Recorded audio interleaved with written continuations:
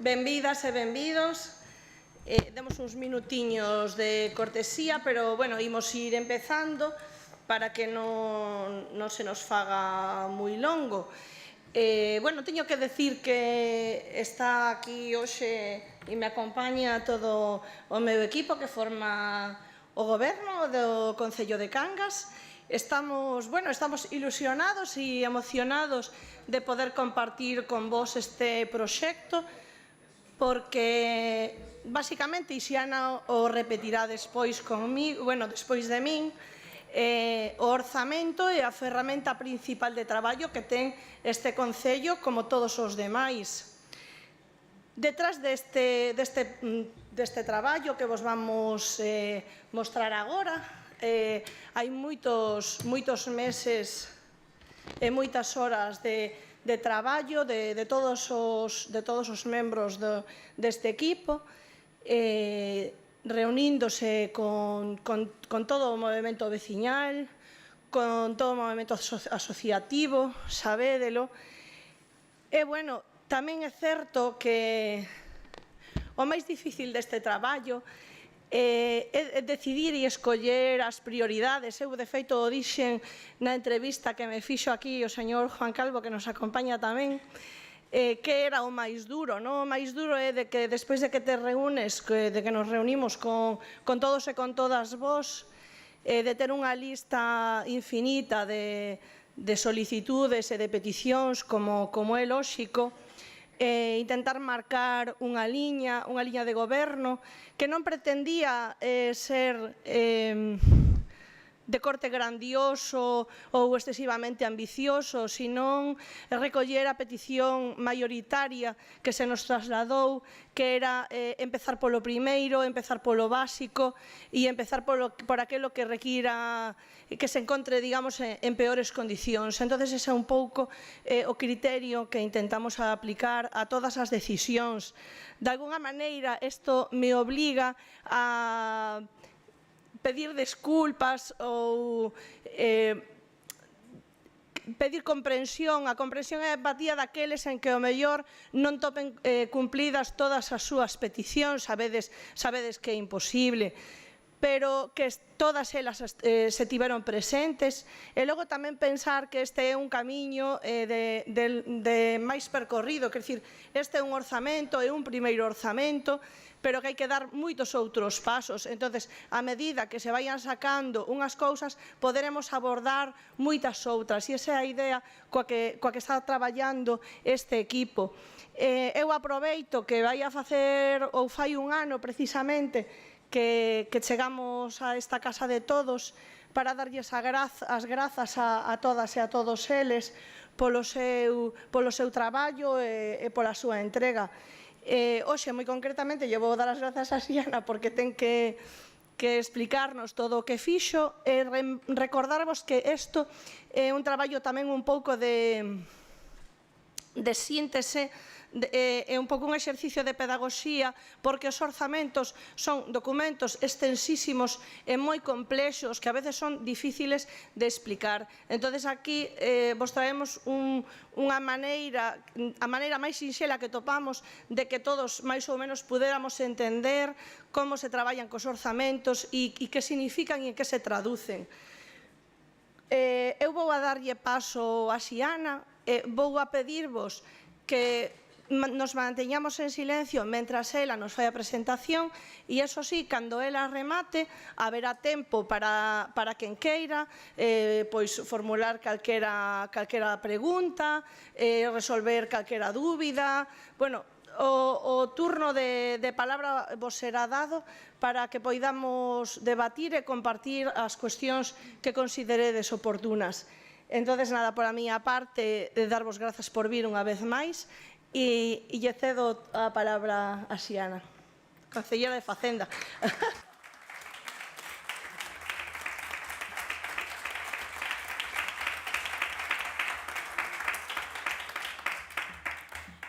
Bueno, eu, por non repetirme, darvos a benvida a esta presentación do proxecto. É unha presentación do Orzamento 2024, como comentaba Araceli, é o primeiro paso dun mandato. Nos xa presentamos no pleno, no pasado mes de outubro, un proxecto que non puido sair adiante, e hoxe queríamos expresarvos ou explicarvos todo o que ten que ver co funcionamento do Concello. Entón, nada, darvos as grazas por estar aquí e por escoitarnos. E nada, en primeiro lugar, quería explicar que o noso orzamento municipal é de 19.300.000 euros aproximadamente.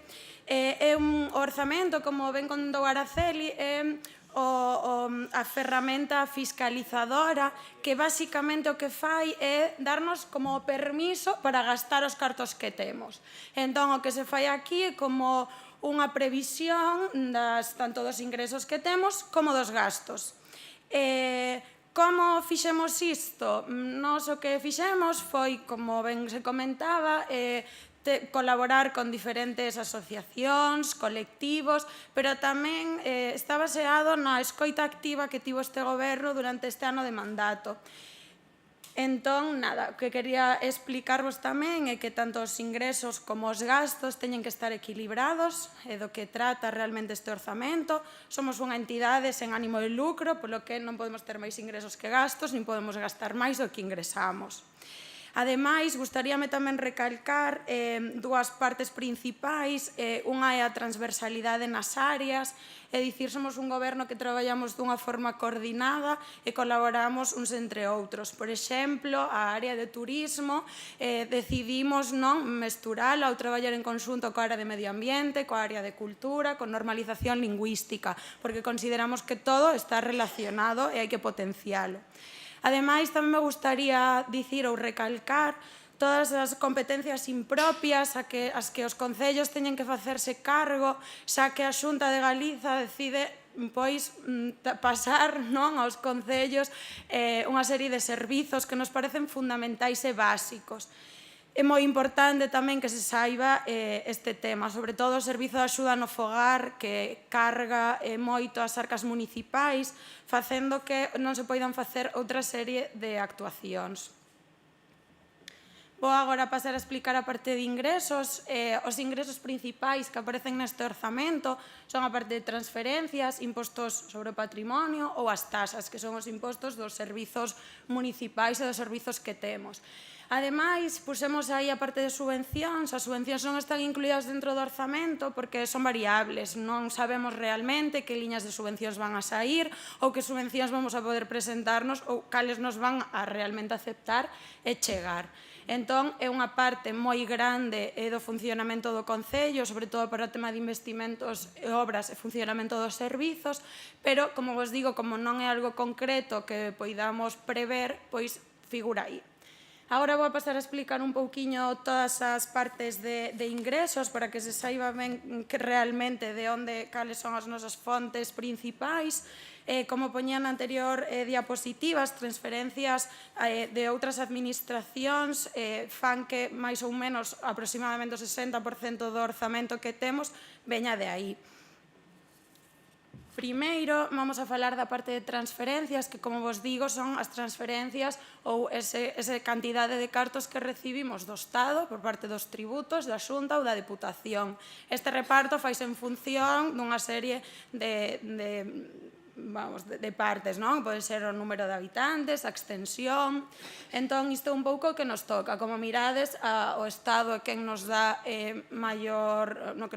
maiores ingresos, e despois está a Xunta a Diputación. Como vos digo, a Xunta realmente danos unha parte proporcional tamén ao funcionamento dos servizos que asumimos e que son seus. Realmente, esa parte que aparece aí non chegaría nin para sufragar a metade do gasto que realmente temos, porque, como os digo, parecen os servizos moi básicos e fundamentais para a veciñanza. Despois, esta parte dos impostos, estes son os 5 impostos que temos no Concello de Cangas. Por unha parte está o IBI, que é o imposto de bens inmobles, está o imposto dos vehículos, o ICIO, que é o imposto de construcción, instalacións e obras, o IAE, que é o imposto sobre actividade económica, pero de empresas de máis de que factura máis d'1 millón de euros. E despois está a plusvalía. O IBI, o IAE e a plusvalía son impostos que están xestionados polo oral, non os xestionamos nós de forma directa. O resto, sí. Despois están as taxas. En canto ás taxas, dividímoslas en tres partes de forma técnica. Por un lado están as taxas propiamente ditas, que son como as obrigas que teñen os veciños de pagar, non? Que tería que ver co funcionamento dos servizos máis básicos, como poden ser a auga, o lixo, a ocupación do dominio público. Despois están os prezos públicos, que son, por dicirlo de alguna forma, os voluntarios, onde cada persoa ou veciña pode decidir se quere ter ese servizo ou non e, polo tanto, pagar unha taxa, como pode ser na área de conciliación, enredos de Nadal, de verán, ou tamén o Conservatorio Municipal ou o Servizo de Axuda no Fogar. E, por último, están as multas, que non só hai multas de circulación, senón tamén hai multas por infraccións urbanísticas. Pasamos agora á área de gastos, que realmente é a máis densa, vou intentar resumir o máximo posible. E nada, estas son un pouco o resumo de toda a área de gastos. Como vos dicía, as dúas partes máis importantes son a parte de persoal, porque temos unha gran cantidade de servizos neste concello para a cidadanía, que despois explicaremos máis por áreas.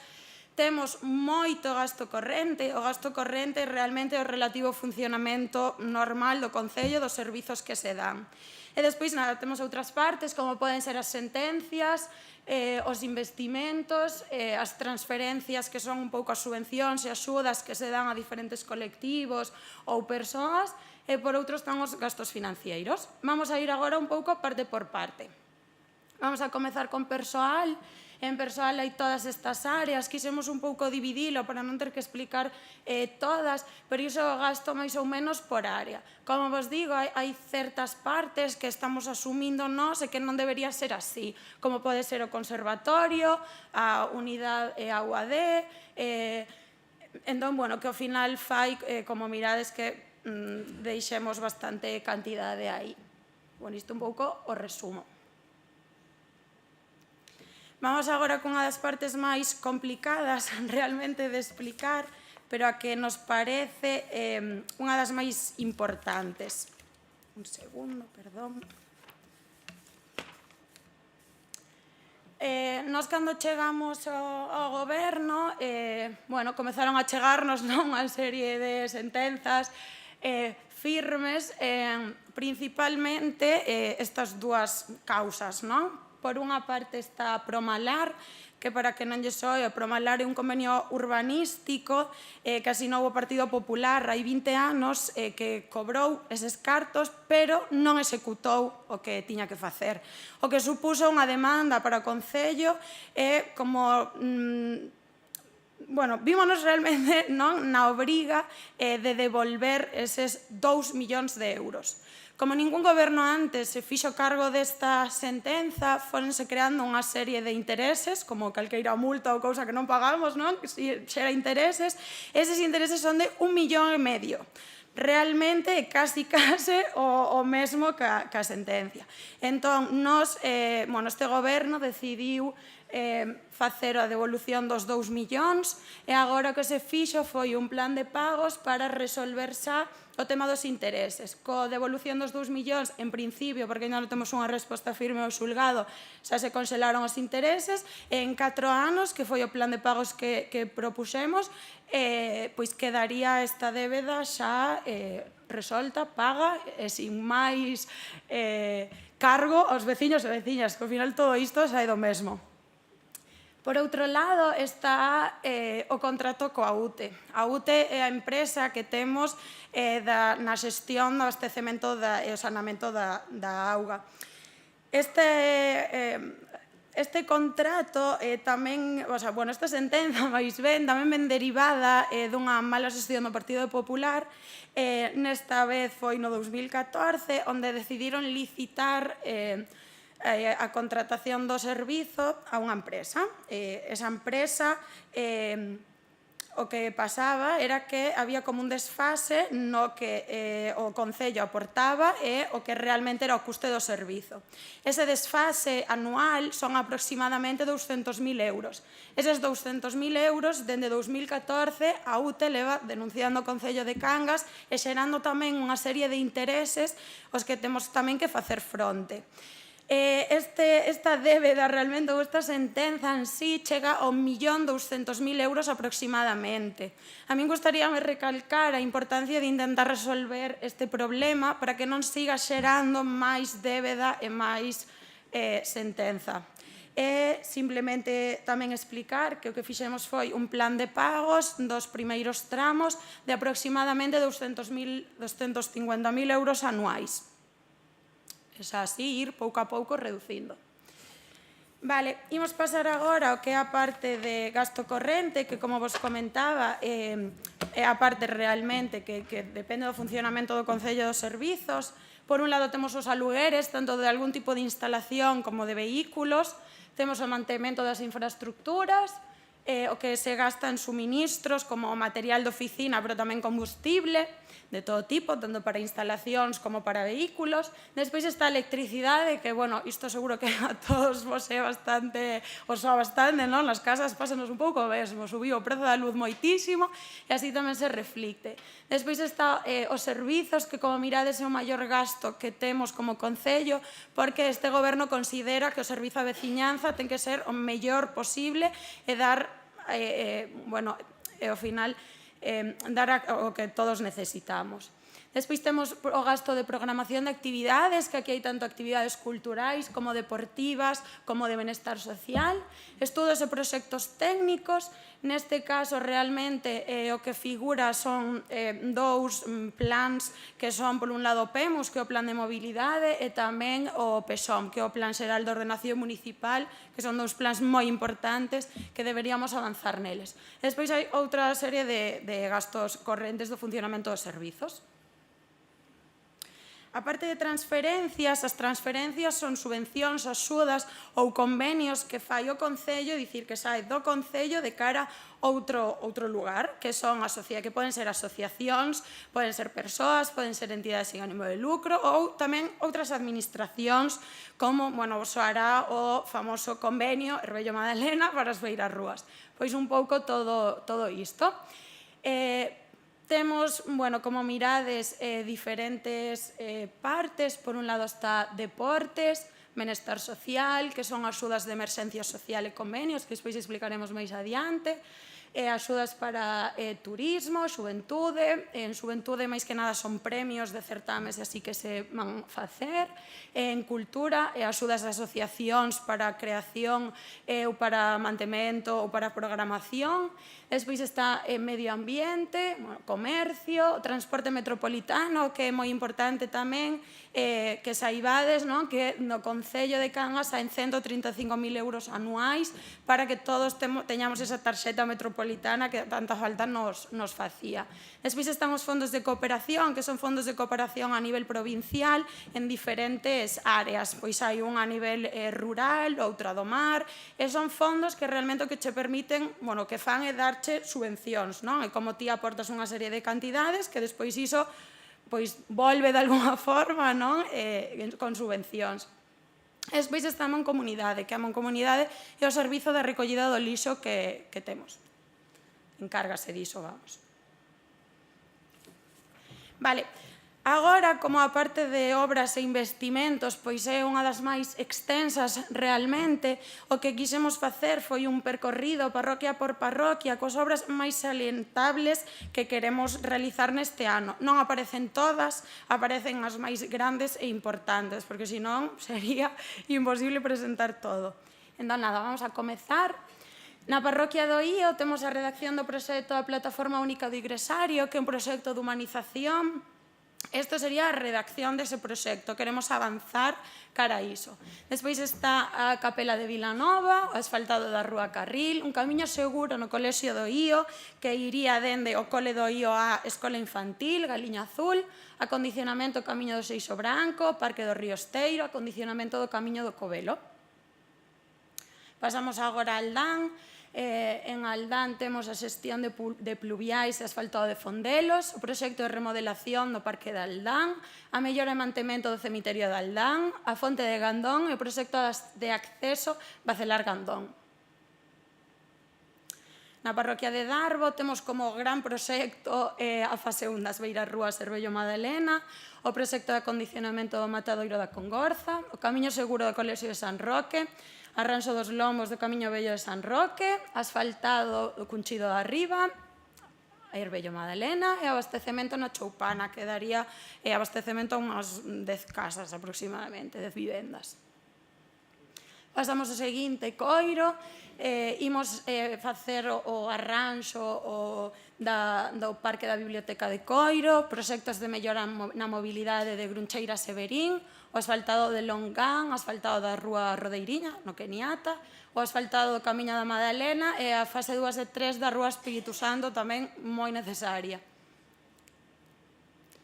Vamos agora a Cangas. En Cangas, hai como un proxecto estrela realmente que é a reforma de Eduardo Vicenti.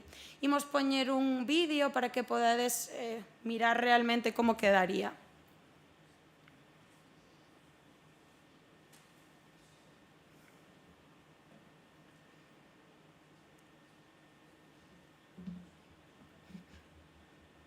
Este é o proxecto que se presentou, hai algunhas modificacións. Gustaríame aclarar unha que nos parece moi importante, que hai como moi pouco espazo verde. Realmente iso non vai a ser así, máis ou menos todo o espazo verde quedaría como está. Buscamos sempre dende o goberno volver a darlle o espazo para as persoas, intentar unir e que todas convivamos na vila.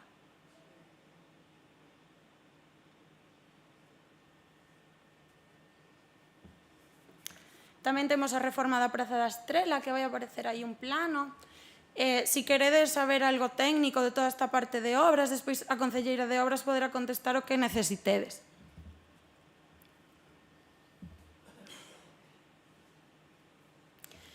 Temos tamén a redacción do proxecto das naves de Córdoba, que, como sabedes, hai un acordo plenario para arranxalas. Despois tamén están varandas do Casco Vello para a mellora da mobilidade, sobre todo viven moitas persoas maiores no Casco Vello que, unha das queixas que temos é que resbalan, que non poden moverse con facilidade. Temos tamén a reconstrución do muro do cemiterio, un novo sistema de xestión de refugallos para a Praza de Abastos, a redacción do proxecto centenario da Praza de Abastos e a modernización das fontes de María Soliño e Sardíns do Señal.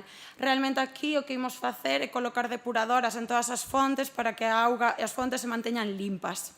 Tamén na fonte de María Soliña decidimos cambiar toda esa especie de cristais que hai, que realmente sempre acababan rompendo por algún motivo ou outro, e colocar outro tipo de material para favorecer o mantemento.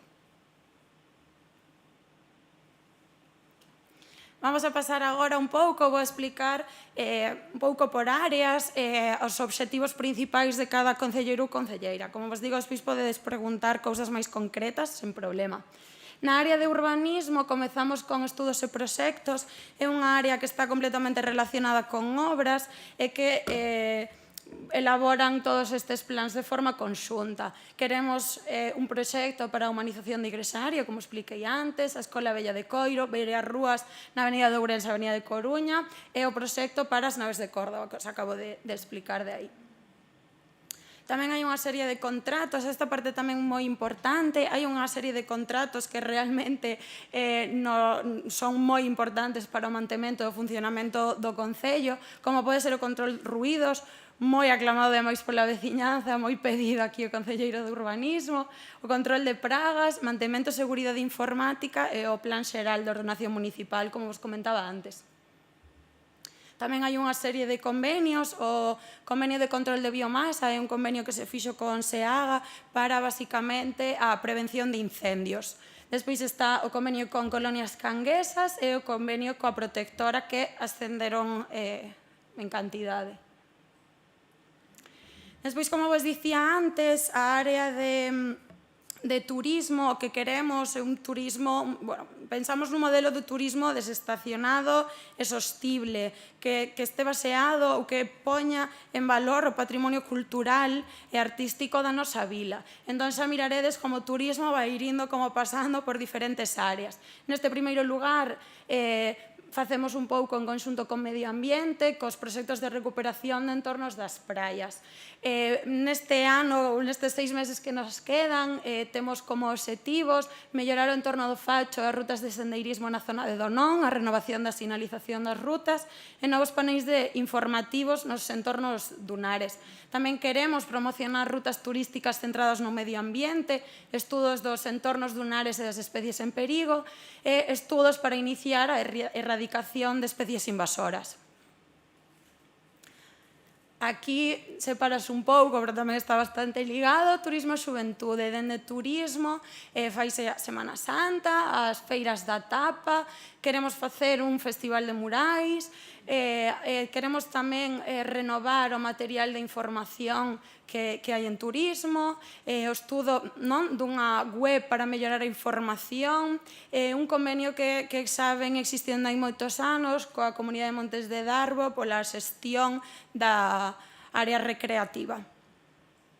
Despois temos a parte de xuventude, que vais a seguir realizando ou colaborando co Salón do Cómic, vanse facer certames e concursos, como pode ser de cartas, vanse facer novos concursos de formación como lingua de signos, recuperación de tradicións populares, gustaríanos recuperar un pouco todas estas tradicións, como pode ser a Festa dos Maios, despois tamén programas de concertos, que sabemos que a música axuda moito a dinamizar a mocidade, despois a adquisición de materiais lúdicos para a Casa de Xuventude e tamén a reordenación dos espazos. Realmente o que queremos é unha Casa de Xuventude que funcione para a xuventude, que este a disposición de todas e todos. Na parte de desenvolvemento local, imos continuar coa Axencia de Desenvolvemento Local como ata agora, co asesoramento e formación laboral, axudando a inserción, cos viveiros de empresas, axuda a creacións de empresas e asesoramento, e os obradoiros e programas de emprego. Despois tamén temos un plan de dinamización do comercio onde se colaborará con outras áreas como turismo e cultura e tamén coa restauración e cos comerciantes. Queremos promover feiras de produtos de proximidade artesán e continuar ou facer un convenio máis amplo con a CICA. Esta é unha das partidas que neste novo orzamento aumentou moito. Gustaríanos, ademais, destacar ou salientar a importancia da Praza de Abastos. A través da dinamización da actividade, queremos celebrar ano que ven o centenario e tamén poñer en funcionamento os espazos baleiros e darlle un uso cultural polivalente. A nosa idea é que toda a parte de arriba funcione para diferentes actos culturais. Poden ser exposicións, charlas, ata algunha feira artesanal, un pouco diferentes actividades. E despois consideramos que hai que facer moita mellora e rehabilitación da praza. O que primeiro se vai a realizar, que se esta casa en marcha, é a xestión dos refugallos e despois o proxecto centenario da Praza de Abastos, que realmente é para a mellora dos espazos. Despois temos as áreas de normalización lingüística e participación veciñal. A área de normalización lingüística colabora conxuntamente coa área de turismo e xuventude, cultura, pero concretamente queremos crear un plan de dinamización da nosa lingua. Queremos colaborar con todos os centros de ensino, centros, asociacións, para facer unha serie de proxectos, como poden ser a socialización en lingua galega a través da natureza, os fíos do tempo, Nadal en galego ou o Premio Bernardino Graña de Teatro Infantil. Ademais, en participación veciñal, o que nos gustaría é fomentar a participación das persoas na xestión das áreas de actuación municipal e mellorar como a comunicación que temos tanto a nosa información cara a veciñanza como a información da veciñanza co Concello.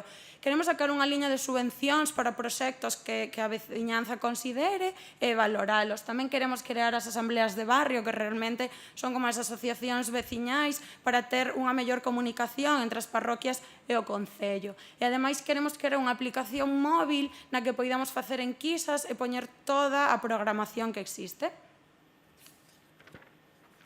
Vamos coa parte de seguridade e mobilidade cidadá.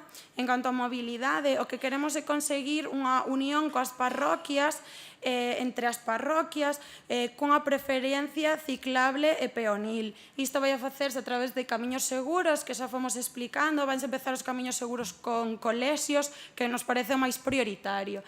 E despois intentaremos mellorar a accesibilidade e sempre favorecendo a mobilidade sostible, como vos dicía, sempre ciclable e peonil.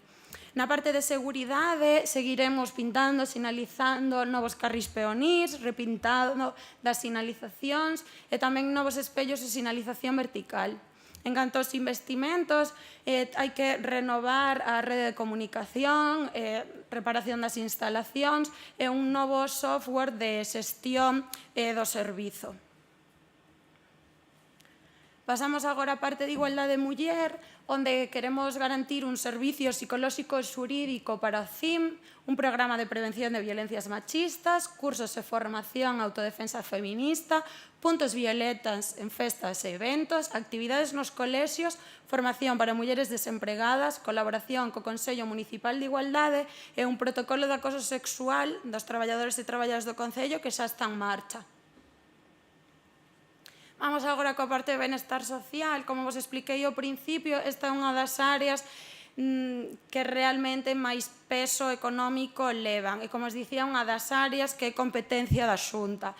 Nos consideramos que son servizos completamente básicos que melloran a calidade de vida das persoas, entón consideramos que, aínda que nos supoña moita carga, hai que dalos, como poden ser o servizo de axuda no fogar, o servizo de atención temperá, xantar na casa, atención ás persoas en risco de exclusión social, convenios coas escolas infantís, coas galiñas azuis, e axudas a conciliación, como poden ser enredos de Nadal, enredos de verán ou a aula matinal, que todo isto intentaremos pouco a pouco que a Xunta se vaya facendo cargo. Tamén temos convenios, co convenio coa Spansín e un convenio con a emerxencia social, que queremos ir incluindo na medida que se nos faga, que sexa posible, todo o resto de asociacións. Ademais, tamén queremos colaboración con asociación, colectivos e centro de saúde. Como vos digo, aquí a concelleira de área ten moitas ideas e moito que facer, pero realmente a maior cantidade vai destinado aos servizos básicos. Temos despois a parte de ensino, xestionamos 4 dos 6 comedores escolares, vaise continuar coa escola de familias, crearase unha escola de profes, reactivarase o Consello Municipal Escolar e colaborarase coas AMPAs para a formación para profesorado, alumnado e familias sobre saúde mental, saúde afectivo-sexual ou convivencia e inclusión. Ademais, a área de ensino colaborará con normalización lingüística para a dinamización da lingua e da cultura. E, ademais, temos unha parte que é reparación e mantemento dos coles. Somos conscientes de que hai moita demanda, que os coles non están en boas condicións, e a verdade é que neste punto frústranos un pouco que a Xunta non atenda todas as peticións das direccións dos centros educativos. Entón, nós este ano imos facer pequenas obras de arranxo porque consideramos que todos os colexios por igual teñen bastantes deficiencias, pero sí que é certo que hai un grave problema no colexio de San Roque cun dos muros que está a punto de cair. Parécenos un problema de seguridade e, en canto se poida, será o primeiro que faremos. Pasamos agora coa área de cultura. Xa sabedes que este Concello ten moita masa cultural e asociativa, entón intentaremos sempre ter unha programación anual. Aquí non aparece ben reflexado, pero hai varias instalacións. Por un lado están as bibliotecas, temos tanto bibliotecas parroquiais como a Biblioteca Central, a Casa da Cultura, está o auditorio e despois están o resto de colaboracións. O que facemos é colaborar con asociacións tamén nas parroquias, a través tamén de convenios, como poden ser a Mostra de Teatro, Festival Area de Folk, o Canecas, Cineclube, Museo do Videoxogo, Escola de Artes Escénicas ou Ningures Producción. A través de tamén toda esta programación, o Entroido, programación polas letras galegas, Festival de Aturuxos, Verán Cultural, Concine nas parroquias, o aire libre, o Canllas, a Defensa na Vila, exposicións en moitas instalacións municipais e despois, como vos dicía, o auditorio, que colaboramos coa Sociedade Galega de Autores, co teatro e hai moitas actividades culturais. E, bueno, destacar que as festas do Cristo son unhas festas que asume íntegramente o Concello de Cangas. Normalmente aparecen, como mirades, varias asociacións coas que se colabora, como Así Canta Cangas, Animación na Rúa, bandas de música, Festival Instrumentelo Lembranzas, Cabezudos, orquestas. Vamos agora coa área de deportes. Sabemos que o deporte en Cangas é parte realmente da nosa identidade dende que somos cativos. Ten unha gran masa social e temos deportistas moi importantes, olímpicos e clubs que están en categorías profesionais e ligas profesionais.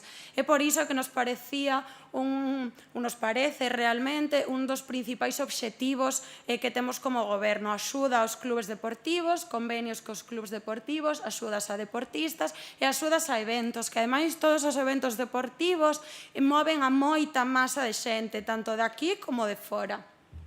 Ademais, consideramos que as infraestructuras deportivas son unha das que peor están, ademais de que sí son competencia municipal, entón imos ir polo de agora facendo arranxos e pequenas obras, como pode ser no pabellón de Romarigo. Vamos a crear campos de petancas, vamos a arranxar o Keniata, o pabillón de San Roque, tellado da nave de deportes náuticos na que está o Vila de Cangas de Remo, a renovación do equipamento do gimnasio da piscina, a climatización da piscina municipal e a renón das casetas de Lima en Santa Marta.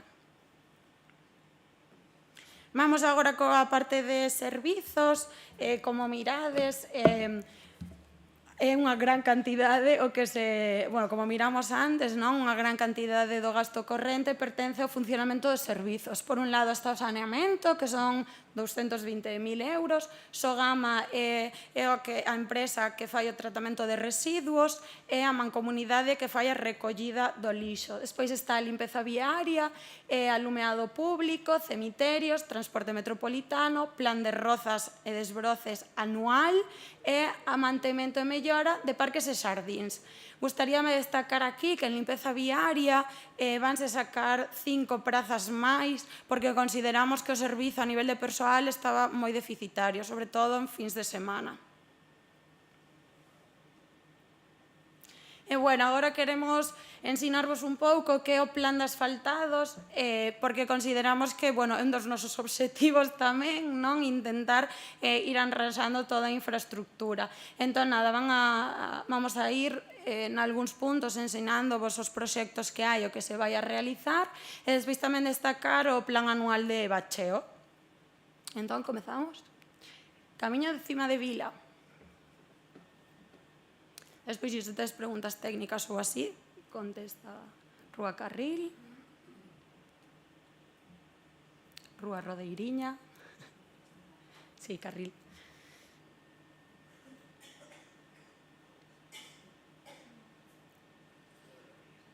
Keniata, Longán, Fonte Pesada,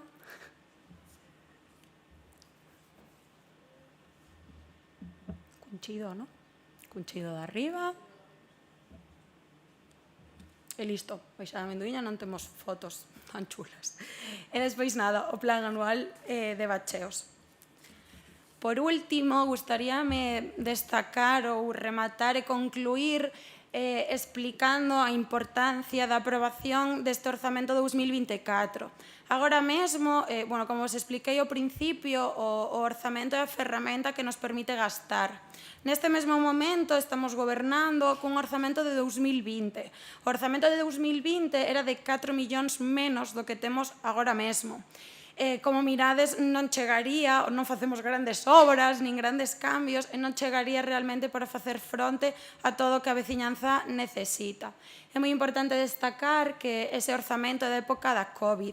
Como todos sabedes, na COVID os ingresos estaban pois había xente exenta, entón non eran os mesmos, e tamén é certo que deses 15 millóns, sí que no orzamento o 2020 aumentaba un pouco, pero eran para plans de axuda ao comercio, axuda en servizos sociais, que todo iso realmente non o temos agora porque non temos COVID. Entón, todas esas partidas non se poden prorrogar, polo que o orzamento que temos en vigor é de 15.200.000. Como mirastes antes, realmente a maior parte do orzamento vai en gasto corrente e en persoal. Entón, realmente, o outro que queda é o que non podemos facer fronte. É moi importante chegar ou aprobar este novo orzamento para poder dar realmente a Cangas o que necesita e poder mellorar todo o que se necesita. E nada máis. Moitas grazas a todos.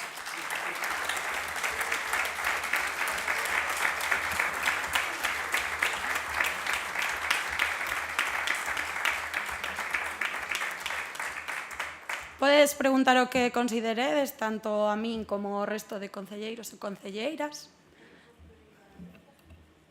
Mira, hai unha obra que estes días saliu algo na prensa, pero que non a contempla aí, que a min eu que estou bastante sensibilizado, non é porque sea que eu para vir de onde vivo a Cangas entre pola entrada principal. Para mí a entrada principal porque é por Ponta Fede, onde vivo, a maioría dos nosos visitantes e sobre todo os veciños de Moaña que teñen unha relación moi fonda con Cangas. É o que se chama, ou que é conocida a Avenida de Ourense. A Avenida de Ourense leva máis de que eu recorde 60, 70 anos, de cando era pequeniño, era máis bonita que agora, porque por lo menos non tiña a desfeita urbanística que ten.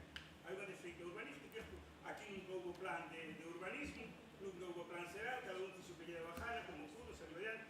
Bueno, entón, o que agora queda para pasar tanto peatóns como coches é unha verdadeira desfeita. Entón, eu cando entro nunha vila, cando entro nun concello novo, cando vou de visita, o primeiro que se recentan sempre é a entrada. Entón, que aí xulgas se aí hai un goberno que funciona ou un goberno que é un desastre. Entón, eu, como aí non din nada de... Aparece. Sí. O proxecto, aparece a redacción do proxecto da Avenida de Ourense. Podes buscalo en urbanismo. Vou a facer unha puntualización que de feito iba a facer antes de abrir o turno, pero que hai que pensar. Unha dos obxectivos agora é deixar o Concello saneado a nivel financeiro. Hai que afrontar todas estas débedas. Pero isto quer dicir que cada ano que pasa, a débeda que a deixas pagada a vas a ter disponible para afrontar outros proxectos. Ese é un proxecto que temos presente e, de feito, o comentamos en varias ocasións, sin deixar de esquecer que se trata dunha vía de titularidade autonómica, que iso tamén hai que telo presente. E eu sempre o digo, que o agravio comparativo do que leva investido a Xunta en concellos veciños, e falo a subida cara a Cangas dende a Portela a zona de Bueu, falo de Viais de Moaña, bueno, xa por non falar de Marín. Pero, bueno, como parte deste proxecto, polo menos do que son as beiras rúas, sí que nos o podríamos afrontar, é algo que temos presente, pero pensade que unha vez que vayamos saneando o Concello, disporemos de máis recursos que serán empregados en moitos deses proxectos e moitos outros que non están aquí presentes, que iremos abordando pouco a pouco. Douche paso, Iria, porque igual lle querías comentar. Que iba a decir o que xa dixo Xiana, que efectivamente sí que xa tiñamos contemplado a Avenida de Ourense, pero claro, agora mesmo solamente a redacción do proxecto. Na Avenida de Ourense se dá unha casuística moi especial que ademais se xunta que parte é público e parte privado. Teremos que ir pouco a pouco intentando conseguir todas as parcelas que cando empezas aquí casi chegando no Forte, na zona do Forte, sabedes que algunhas pois son terrazas de bares, etc. Teríamos que conseguir primeiro que iso fose titularidade municipal por cesións efectivamente voluntarias, para despois poder facer o que nos consideraríamos que efectivamente pensamos o mesmo, que a entrada principal de Cangas non debería de estar así, porque entras e te dá como certa angustia, certa claustrofobia por cantidad de coches, cada acera dunha cor. Só unha cousa que pretendía haber comentado antes, que igual non sei se quedou claro, pero me parece que, por si acaso, vou a reforzar a idea, que é o feito de que agora mesmo estamos traballando con un orzamento COVID. Isto nos fai que as partidas estean totalmente bloqueadas e cambiadas do que é para un uso normal. É dicir, cando estábamos todos encerrados na casa, efectivamente, por exemplo, non precisábamos a piscina municipal. estaba pechada. Esa partida agora mesmo non existe. Entonces nós estamos nunha situación na que non podemos pagar a piscina municipal. De aí esta premura, esta necesidade e a nosa insistencia en que sacar uns orzamentos adiante é a única forma de que Cangas sobreviva dunha forma mínimamente sustentable, porque que non podemos seguir xerando deuda e non pagar facturas, porque nos os servizos os seguimos dando. A piscina agora mesmo, por poñer ese exemplo, está aberta, e así suma e sigue. A luz, a partida da luz do 20 non dá para pagar a luz. E nos parece algo gravísimo, porque é algo que vas pola rúa, a luz está encendida, esas facturas siguen entrando e non temos forma de pagala, e non é por falta de cartos, porque os ingresos deste concello chegan a 22 millóns anuais. Entonces, de feito, nos estamos sendo tremendamente cuidadosas a hora de traer aquí unha exposición dun novo orzamento, porque non chegamos aos 20 millóns, ni sequera aos 19,5. É dicir, cada ano seguiremos aforrando por si veñen o que diría a miña abuela, as vacas flacas. Que non se diga que nós estamos inflando os ingresos, porque é rigurosamente falso. Saca día de hoxe este concello ingresa 22 millóns anuais. O que pasa é que, como insisto, temos un orzamento de 15 millóns que, ademais de iso, as partidas carecen totalmente de sentido. Estamos nun momento que é ridículamente absurdo, é imposible seguir traballando nisto. Non temos forma de contratar máis persoal, de desbrozar, etc. Comentaba Xiana a partida de desbroces, me parece básico ter un plan de desbroces. Agora mesmo estou segura de que todos os que estamos aquí vamos a casa e rayamos o coche coa erva. Nós, evidentemente, vemos iso, estamos aquí ou miramos. Eu vou á miña casa e me pasa o mesmo cos demais. Pero non teño forma de pagar a xente que desbroce, que non vou a contratar unha empresa que non podo pagar. De aí que traíamos esta proposta que nos permita sair adiante co proxecto deste goberno tripartito de esquerdas, un proxecto que realmente pensa na xente. Perdón por emocionarme, pero realmente é que así.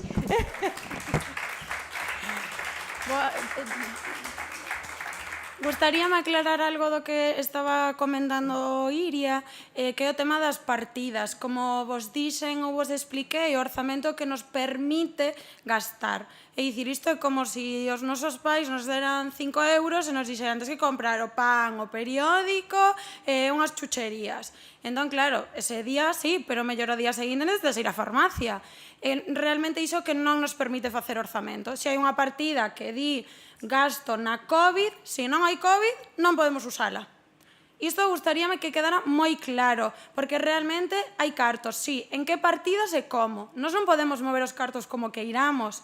Temos que realmente estar co que digamos, porque é que nos dá permiso, non? Se nos faltamos ese permiso, pode chegar, como xa está pasando con algunhas cousas, pode vir o Estado e dicirnos non estás cumplindo co teu plan, estás facendo cousas as que eu non che din permiso, porque a máis como mirades chegan moitos cartos de outras administracións e son elas realmente as que nos din que sí podemos executar certos proxectos. E isto tamén ligado ás subvencións. Nós realmente dependemos de administracións superiores, esas administracións son as que nos dan as subvencións ou non, son as que deciden en que podemos ou non gastar. Entón, iso é moi importante tamén que quede claro de cara ao funcionamento real que ten o Concello. Vamos a ver, perdonad, aquí tiñamos que estar todos. Os que cobran non están, os que non cobramos que estamos. Vamos a ver, a mí dame moita pena pasar a determinadas horas por moitos sitios. E sen mirar a xente, cobra a xente do Concello? Si, cobra, claro, cobra. 8.800.000. Cobran? Todo o mes? Todos os Parece meses. que non cobran. En 14 pagas. Sabedes ao que me refiero, non? Eu non sei se cobran ou non cobran. Cobran. A concelleira de Facenda da Fese. No, porque non pode ser, está desbandada. Iso é peor co COVID, porque empezou non, e agora, joder. Niso se está tamén. A ver, é que é triste, tío, que eu teña que pagar os tributos para que a xente anda a pasear un carro sin coller as cousas que ten que facer. Eu non podo facer. Permítenos e logo, pois senón, non me cobrarás de nada. Porque é unha vergonza. Mari, non, xa está, non. Porque un ano, outro e outro. E teñen que estar aquí eles a quen defende, quen nos defende, Porque, en fin, ainda como se rebotan,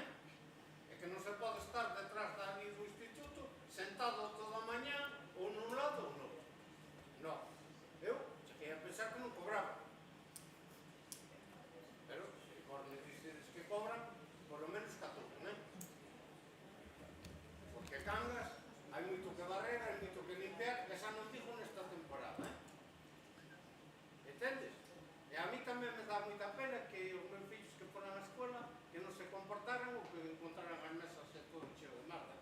E cada a señora da limpieza que cobra ese problema. Nada máis. Que eu teño a entender ben, que eu entendo, que non queiro entender, avante, pero tanto el como os quitan a cara por eles, que aquí tan culpable o que fai o delito como que o xampate. E se non queren traballar, pois que se dean de baixa, que se vayan para casa. Punto. Mari Carmen, dilla para Mari Carmen. Mira, eu quería comentar que un complemento nas instalacións deportivas que pusestes aí non aparece o atletismo. O estadio de atletismo. Sí,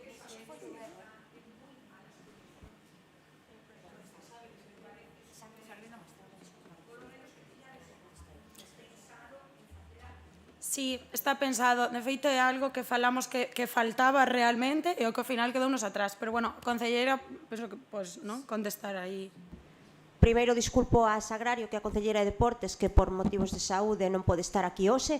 Nas pistas de atletismo vimos, como xa sabes, de facer unha obra do mandato anterior, agora mesmo rematada entrando nós. Agora mesmo nas pistas de atletismo se van a invertir 150 e casi 2.000 euros no cambio para as luces de LED de todos as torres. Eso, ademais, estamos a punto, temos aquí de feito ao responsable de sacar ese contrato. Polo tanto, bueno, temos que repartirnos, entendemos que hai máis necesidades, que queredes ter máis calles para correr, etc. Pero, bueno, creemos que agora mesmo invertir neste ano que entra 152.000 euros en comparación co resto de instalacións deportivas, pois, bueno, cubre certas necesidades, entendendo que, evidentemente, hai que facer desbroces, etc., poñer outro tipo de maquinaria. Sabemos que precisades que compremos pesas, etc. Esperamos poder facelo.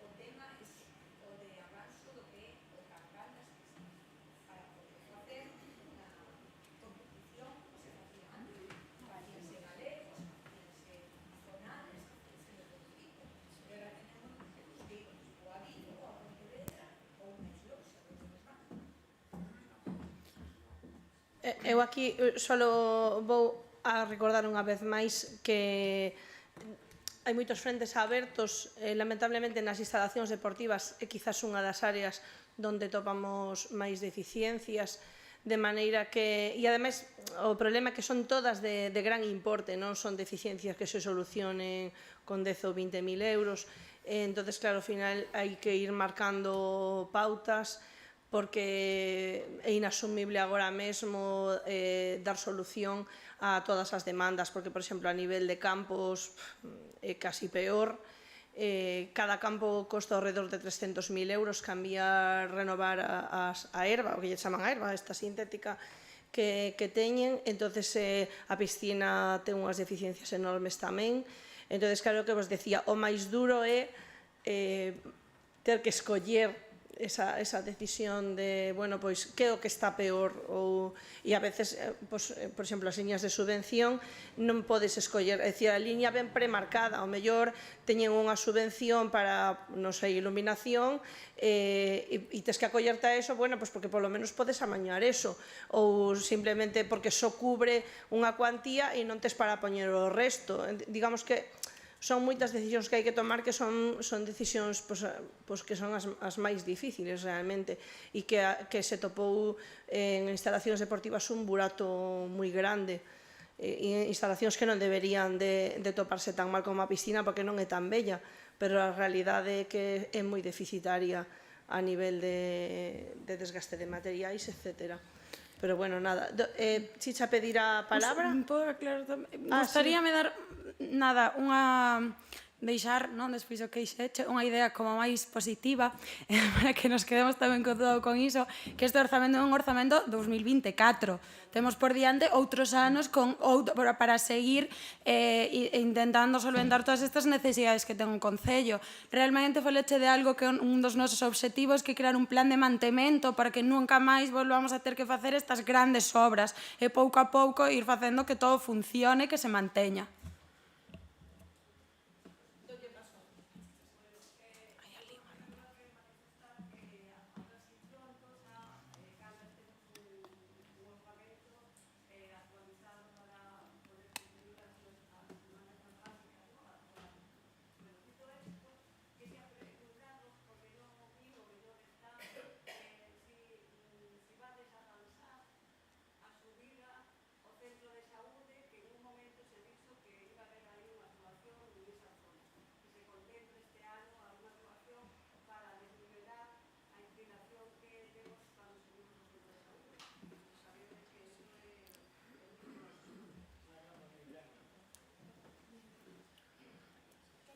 Sí. Nese caso, ainda estamos na fase da redacción dos proxectos. Este ano o que habería é ainda a redacción dos proxectos para esas 3 rúas. Entón, non a execución. Claro, teria que ser a execución para o ano que ven. E este ano a redacción dos proxectos das 3 rúas. Ainda.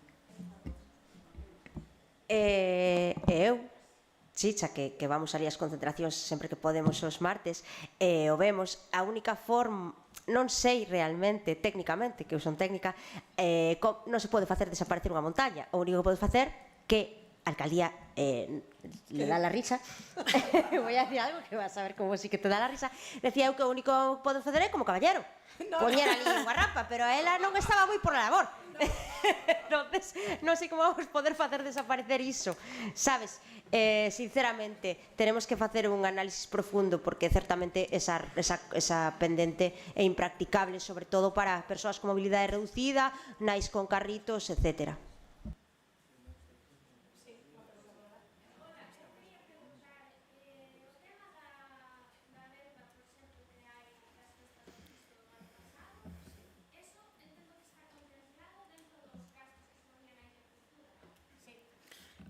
Non exactamente nos gastos de cultura, pero sí que van aí dentro. Aquí, bueno, por aclarar, cando quedan cousas en pagar do ano pasado, que realmente cultura é unha das áreas que evidentemente na COVID non tiña partida, cando pasa iso hai que levar a recoñecemento extrajudicial, é dicir, o pleno, entre todas, temos que votar para que esas facturas podan ser pagadas. Moitas foron pagadas, pero justamente as de cultura, non sabemos o motivo, quedaron aí. Entón, o que fixemos neste orzamento foi, si, directamente meter ese recoñecemento extrajudicial para unha vez este aprobado, xa directamente se poida facer fronte a elas, e non ter que pasar por trámites e trámites.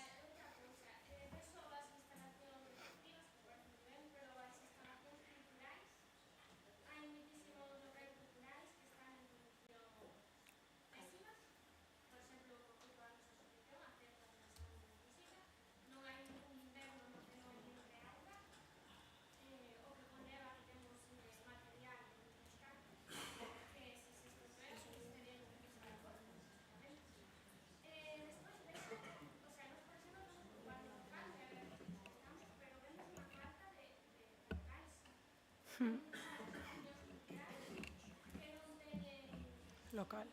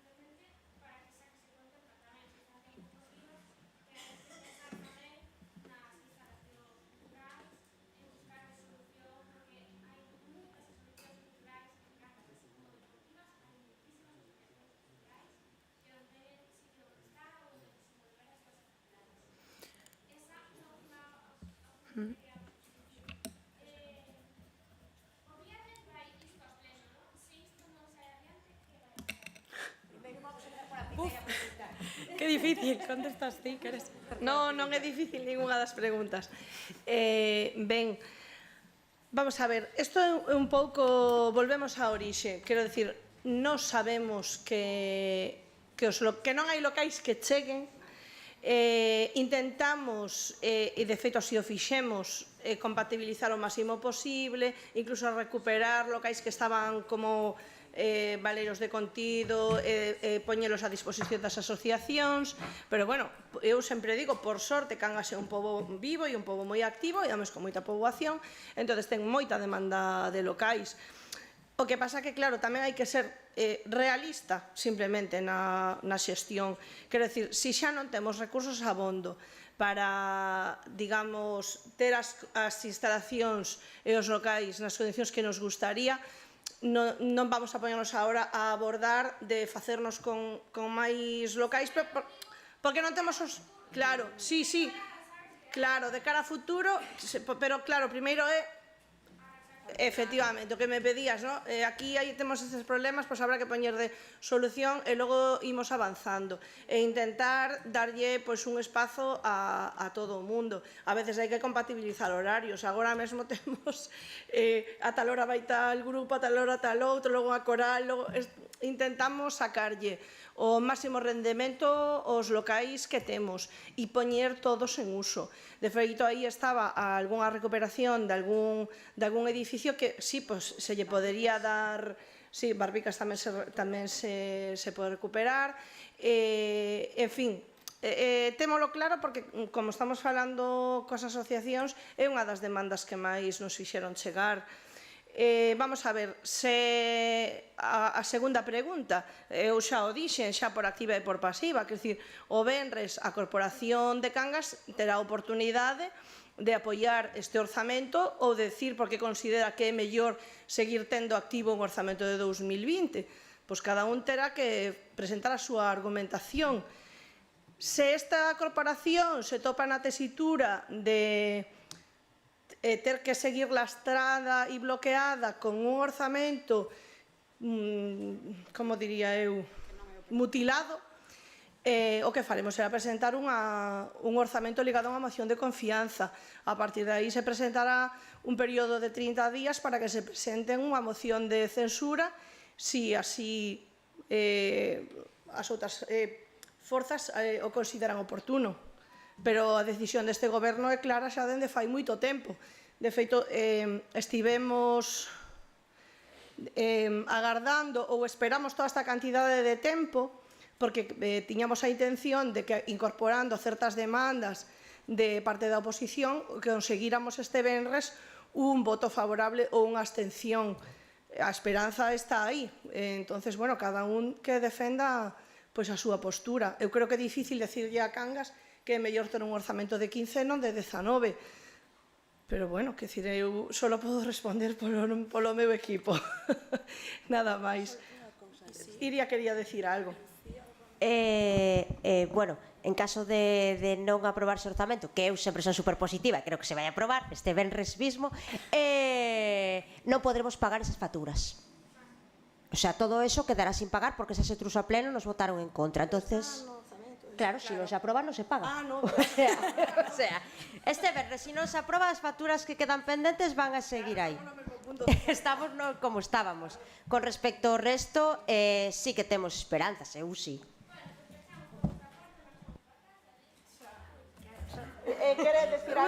Queres decir algo? Vale, primeiro. Despois eu tomo que... Hola, boa tarde. Bueno, por a parte que toca a cultura, como todos é sabido, aí hai unhas facturas que non sabemos por qué non se pagaron. Entonces, consideraron que non se debían de pagar. Os traballos estaban feitos, as actuacións estaban feitas e non se pagaron. Entonces, eu quero apelar a responsabilidade da xente que se senta nunha bancada e máis na outra, que hai moita xente, veciños nosos, incluso algúns non, outros sí, que están pendientes de cobrar esas deudas. Traballos que fixeron, que pagaron os seus impostos e non se lles pagou. Entonces, non están fastidiando, ou ao mellor non é a palabra correcta, a Concelleira de Cultura. Ahora mismo, o problema é que hai xente que ten que cobrar e leva 2 anos sin cobrar. Entonces, A responsabilidade está na xente que se preocupa porque esteamos todos un pouco mellor. Pois gostaríame que de verdad que o demostraran, nada máis. E a min, por último, gustaríame facer unha aclaración un pouco máis técnica, pero que repercute moito a nivel social.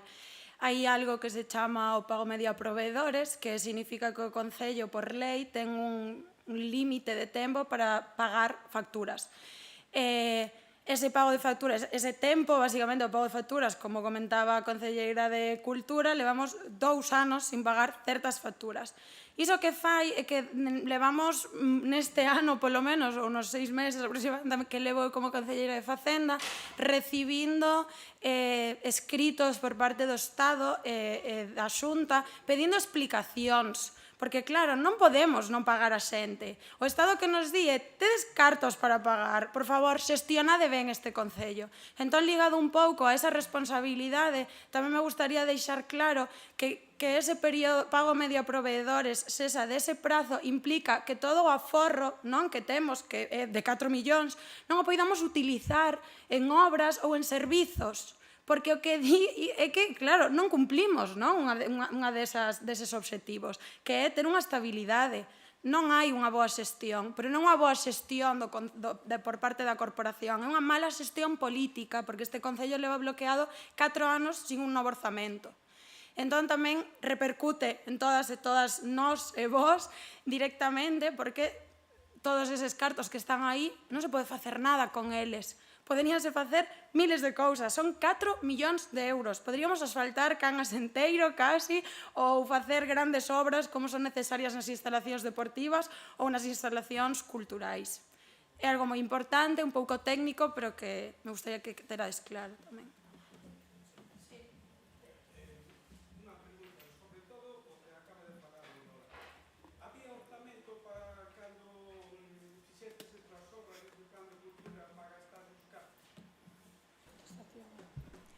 Pois mira, no ano 2022 tiñamos 70.000 euros para facer as festas do Cristo.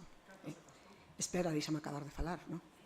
Entón, en aquel momento, o concelleiro de Facenda díxonos no goberno que se fixeran hasta 170.000 euros, porque con 70.000 euros non se podían facer unhas festas do Cristo, vale?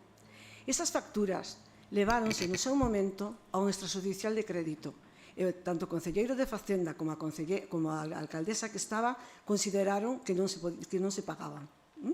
E no ano 2023 pois pasou 3/4 do mismo. Non se aprobou o orzamento que se levou no mes de setembro e outubro. Eu, concelleira de Cultura, négome a facer para Cangas unhas festas do Cristo con 70.000 euros. E a idea era que, conforme se pagaban outras cousas, tamén se podían pagar as festas e buscar os cartos de onde os houbera. Porque desas festas do Cristo, como mellor vos non sabedes, pero sí que vos lo quero decir, 30.000 euros leva a SGAE e 10.000 euros leva os portos por a ocupación das atraccións. Que non todos son orquestas, nin todos son saraos. Hai un diñeiro que o hai que pagar aí. E eu xa vos digo, ahora mismo estamos preparando toda a actividade cultural de Cangas pensando en que vai haber orzamento. Se non o hai, lógicamente non podemos estar nin coas festas do Cristo, nin con nada. Volvo a dicir que apelo á responsabilidade da xente que quere que Cangas funciona. E non solamente foron facturas das festas do Cristo.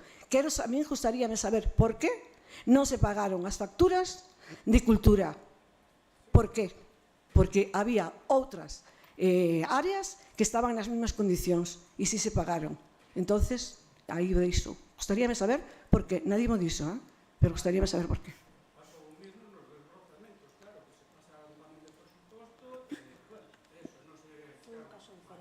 O dos orzamentos, pareceme que non estás moi ben informado tampouco. Os orzamentos, a empresa que fixo os desbroces no seu momento, vale, tiña un orzamento de 15.000 euros máis 3 de IVA, que son un contrato menor. Vale. A empresa, eu non lle vou a botar a culpa a ningún traballador. A empresa segueu facendo o traballo, eu tampouco non salgo afora a mirar como desbrozan, nin mirar os metros que desbrozaban a empresa. Eu entonces era concelleira de servicios, vale? A empresa mandou unha factura sobrepasadísima, eu non tiña que vixiala. Eles sabían que tiñan que desbrozar hasta 18.000 euros. Tiñan que facer uns metros, porque a empresa terá que saber canto lle dá para 18.000 euros, e a empresa presentou unha factura de 45.000 euros. Xa sabemos que non é correcto. Bueno, tena sin cobrar, porque tendrá que... Eso xa está judicializado. Bueno, isto está judicializado, efectivamente, e entonces...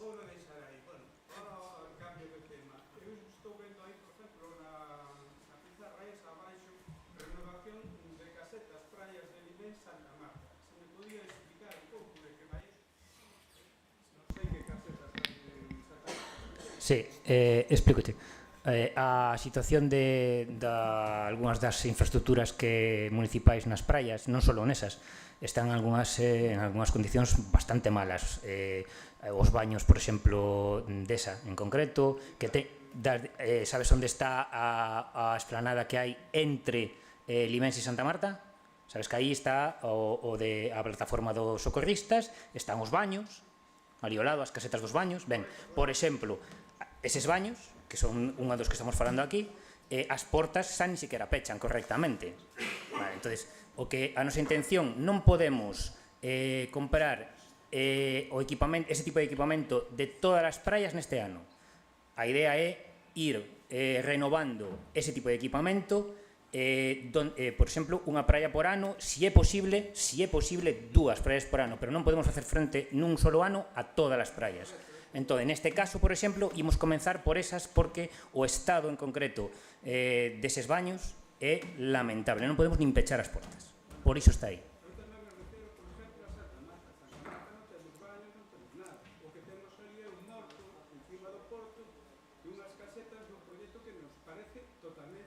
Vale, ti estás falando de outra cousa diferente. Claro. Sí, ti estás falando en concreto dunha parcela privada donde unha empresa privada montou creo, se non recordo mal, unha escola de windsurf ou algo polo estilo. Aí, no que hai que entrar aí, evidentemente non é renovar iso, sino en obligalos a limpar esa parcela. Pero eso que ves aí non ten nada que ver co que planteses. Vale. E despois, por último, e acabar, que se ten pensado algo facer coa capela de Santa Marta? Sí. Sí, non incluín, vamos a ver. Hai unha partida nestes orzamentos que se utilizará para mercar determinados bens de terrenos, en concreto a parcela para poder dar entrada ao cementerio de Coiro e a capela de Santa Marta. A diferencia, non podo incluir aquí a cifra porque aínda non está negociado.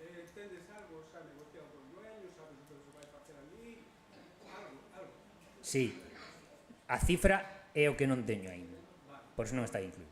De acordo? Así como che podo decir, por exemplo, podo che adiantar a cifra aproximada na que se está xa negociando o do cementerio de Coiro, se tes interés, que está en torno aos 17.000 euros, nos movemos entre 17 e 20.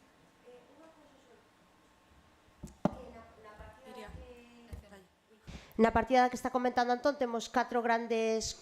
Por esa partida, neste caso concreto, non podemos poñer 10.000 euros capela de Santa Marta, porque a día de hoxe non temos pechado o prezo. Por iso temos unha partida que é moito máis amplia para poder facer temos 4 grandes cuestións urbanísticas que son prioritarias. Capela de Santa Marta, como comentaba o meu compañeiro, Cementerio de Coiro, e nos quedan outras dúas que son, por iso quería solo que non se nos esqueza, porque canta máis información mellor, entrada por Longán, a expropiación de un tramo para anchear a vía de Longán, e tamén en Vilanova, que non sei se temos aquí os veciños do IO, sí, hai un estreito dunha casa ali que tamén pretendemos conseguir primeiro vía negociación e senón vía expropiación esa pequena casa, porque agora mesmo por ali 2 coches non cabe ni siquiera un camión de bombeiros. Entonces temos agora unha partida para mercar bens ampla para poder chegar a estas 4 cousas, esperemos neste ano.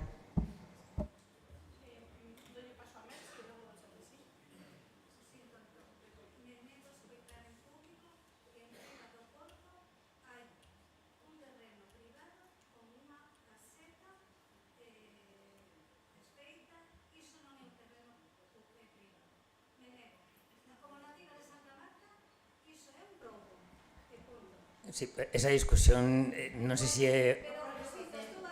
Xa te entendo, Merchi, pero ti sabes que en principio figura como privada. En dominio de costas, pero figura como privada. Pero bueno, por lo menos obligarle... Sí, sí, correcto, foi o que dixen.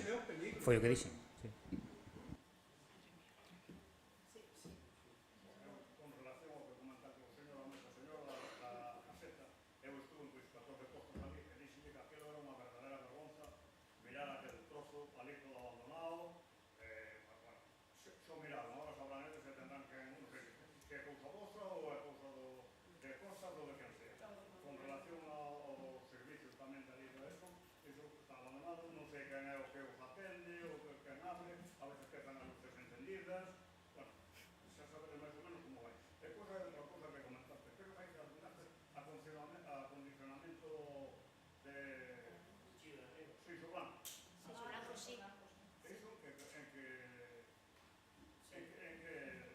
Eso que se desenvolve. Iso é un camiño en Limens, vale? Non sei se o coñeces. Ah, claro, é verdad. Disculpa. A idea é, sabes que ao comenzo do camiño está asfaltado, despois hasta... Sí, por arriba, bueno, si te metes desde Tralaviña, esa entrada está asfaltada, hasta un cacho de, pode ser uns 50 metros aproximadamente, vale. A nosa idea non é seguir asfaltando, vale? É facer un hormigonado ecolóxico ata ao estreitamento de onde está aproximadamente a onde empeza realmente a area xa. Entón, esa parte que sexa practicable con un vehículo, porque si calquera daquelas casas... Creo que ese non está. Sí. No, porque ese non é asfaltado. É que... Eu, sabes que ten ali na esquina de Manolo, o que falleceu, o Maite Luis, o que están na entrada. Ali puxeron unhas pedras, eu lle dixemos cando eran facendo as obras, que se apartaran por lá. Deu o paisano e dixo que nos denunciaba a todos e non lle poñamos poñer as pedras outra vez no sitio. Cando aquel, sinceramente... Aquel camiño é público. Tiña que ter o camiño desde arriba de Tralaviña hasta a playa, por lo menos unha dirección. Claro. Que pudéramos hacer. Aquel camiño é público e, polo tanto, ese camiño vais a arranxar este ano xa, vais a facer co hormigonado ecolóxico ata esa zona onde empeza a area. A partir de aí xa sabes que é moi estreito e é imposible xa pasar cun vehículo, polo tanto non imos facer o hormigonado. Habería, en todo caso, que conseguir pois expropiar ou mercar para poder continuar por aí e dar salida. Eso sería máis para adiante, en todo caso. Bueno, xa sabes como é. Pero se pode expropiar se é necesario no futuro. Iso verdadeiramente é unha pena que aquilo non sea un camiño, aunque só fora nunha dirección. É que teremos que facelo en unha única dirección. Perdóname, despois que ahora levaron o chave para ali para botar ali, non o botaron porque aquilo... Pero eso ten razón. Como responsable, non o votamos porque está chovendo. Entonces coa chuvia non podíamos facelo, pero vamos facer. Isto si deixa de chover esta semana vai quedar feito. Podes estar tranquilo.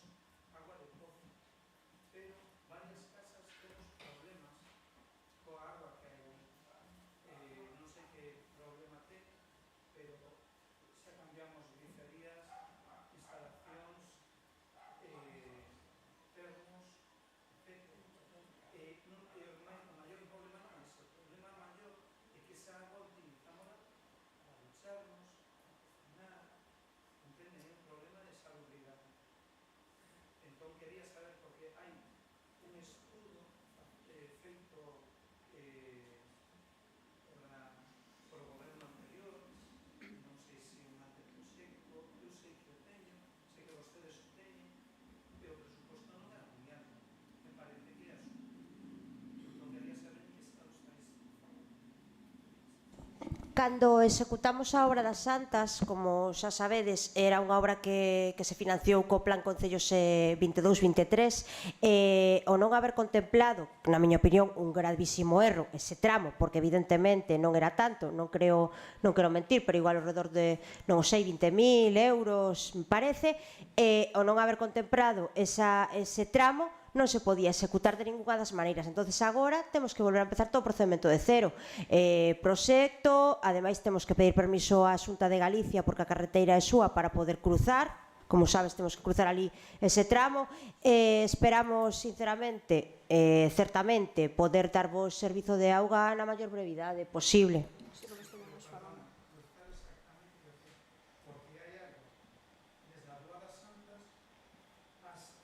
A carreteira da Xunta de Galicia temos en realidade que pedirlle permiso á Xunta porque 14 metros nesa carretera dende o eixo da carretera pertence e teñen que ser eles os que nos den permiso. E realmente o que nos vai salir moi caro precisamente é o reasfaltado, porque para cumplir as condicións e prescripcións técnicas da Xunta de Galicia nos mandan asfaltar un tramo grandísimo, inda que solamente vayamos a abrir 20 centímetros. De aí que, claro, a maior parte da obra, porque se tes a memoria valorada podes comprobalo, se vai en asfalto. Entonces, bueno, o procedimento é un pouco arduo no sentido de trámites. Non é o mismo actuar nunha carretera que sexa nosa que nunha que non o sexa. De todos os xeitos, nos creemos que 20 casas non son, pero inda así, na que só fose unha, teríamolo en conta de todos os xeitos.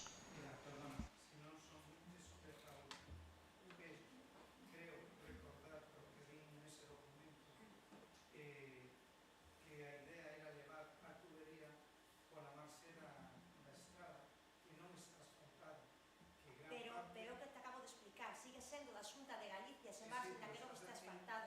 E eles logo nos obligan a asfaltar por abrir aí, porque deles. Pero eles Claro, así si yo arreglas mellor. Así xa o arreglas ti.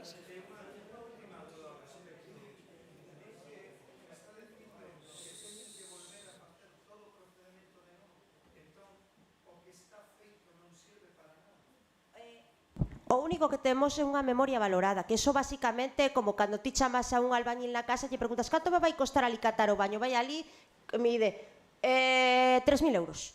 Te pasa. 2.000 de baldosa, 1.000 de mano de obra. Eso en realidade non é ter un proxecto. No. É un proxecto que é unha memoria valorada firmada polo técnico da UTE que se chama Casimiro, que evidentemente é unha persona con criterio, pero que en realidade non sirve para presentar en ningún tipo de administración, porque non é un proxecto. É só unha valoración. É que non hai, por iso. Sí. Unha memoria valorada, non temos anteproxecto, só temos unha memoria valorada que é un orzamento, insisto, como cando vas a... Non.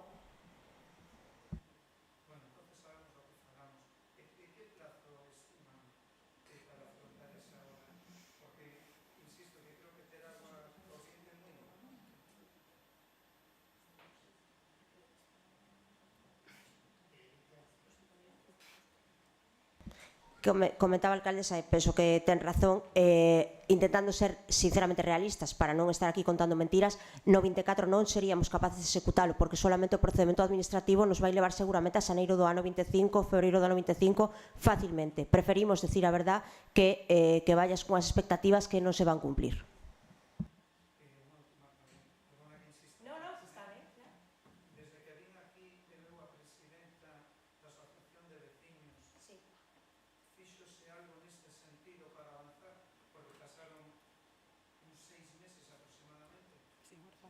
Carecemos neste momento de partida orzamentaria para poder contratar ningún tipo de estudio técnico, nin podemos, o sea, agora mesmo nós non temos partida orzamentaria para poder acometer este tipo de obras, porque as únicas obras que realmente podemos estar acometendo son as que nos financia a Diputación, e a Diputación só nos financia obras en terreo do Concello, e como insisto, isto é unha vía da Xunta, polo tanto teríamos que facelo con fondos propios e agora mesmo carecemos deses fondos, como explicábamos con anterioridade. Vou a facer unha pequeniña aclaración para explicar un pouco tamén por que a situación é tan grave.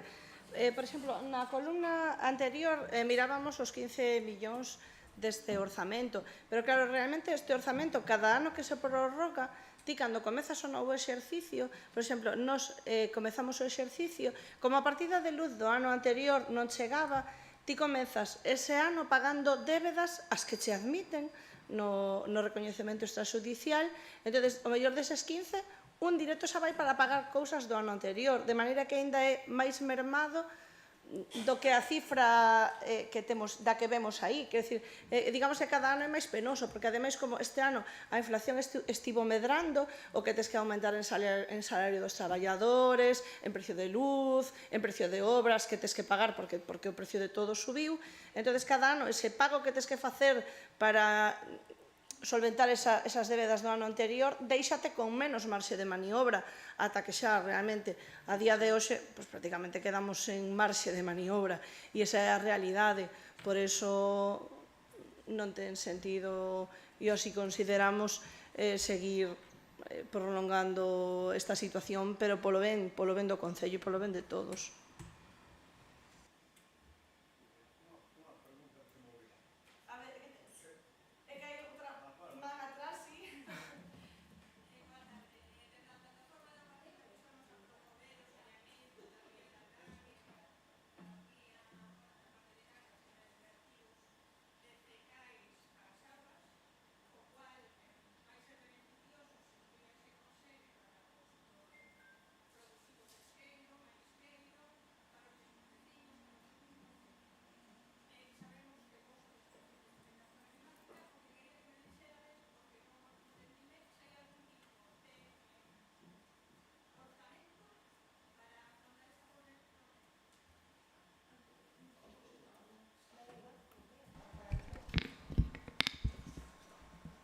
Temos 1, 2, 3 grandes proxectos e todos vamos a leválos a aprobar a pleno con cargo ao plan de inversións.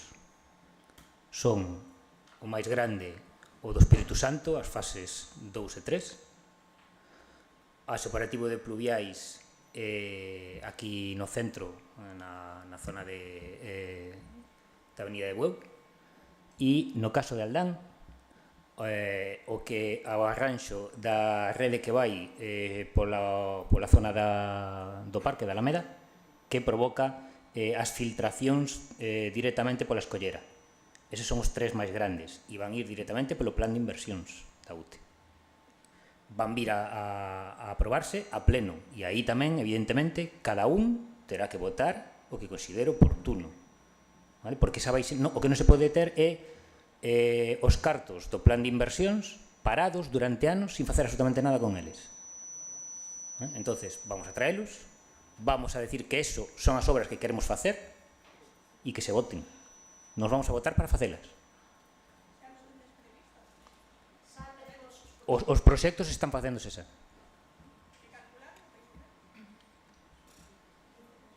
Todo vai a depender de como nos vayan cos orzamentos. Entonces, non lle voto máis de un par de meses. Si todo sigue o que esperamos, nun par de meses xa traeremos os primeiros proxectos a aprobación a pleno, despois pasan 30 días para a exposición pública e despois o tempo que se tarde na execución do propio proxecto.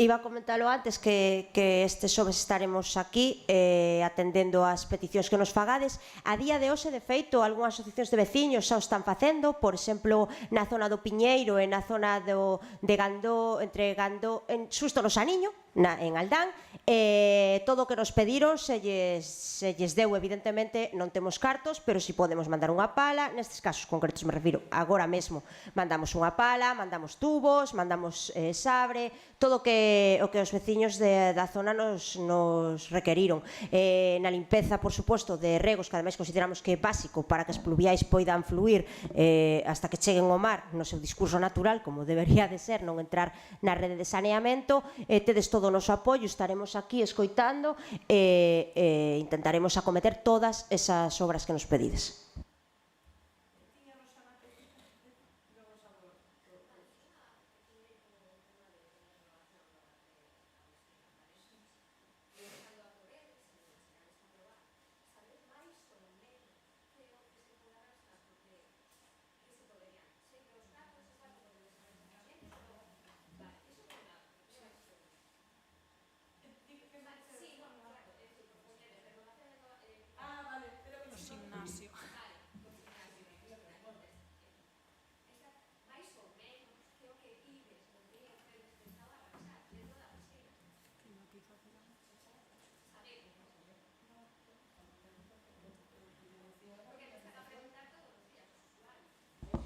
O primeiro que poderíamos facer unha vez que entre en vigor o orzamento, que a concelleira nos pode dicir canto tardaríamos, será, dende logo, mercarvos novas cintas, elípticas, todo o equipamento que agora mesmo está roto. Podremos arranxar por fin o aire acondicionado que está estropeado. Eso xa do primeiro momento, porque eso é algo que se pode facer con suministro rápido. Despois o que é o arranxo da infraestructura, sabes que é unha cuestión máis complexa que iremos pouco a pouco. As cintas xa se pediron unhas pezas que van a chegar en como en 20 días.